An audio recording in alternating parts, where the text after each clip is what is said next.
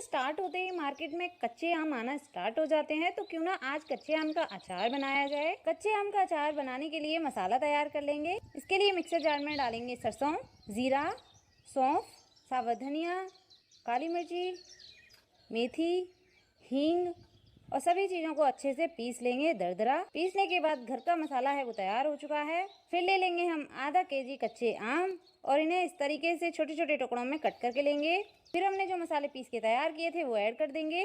Test के according नमक डालेंगे, दरदरी कुटी हुई लाल मिर्ची डालेंगे, हल्दी पाउडर, काला नमक, साथ ही में डाल देंगे साबुत लाल मिर्ची, सरसों का तेल। अच्छे से मिक्स कर लेंगे।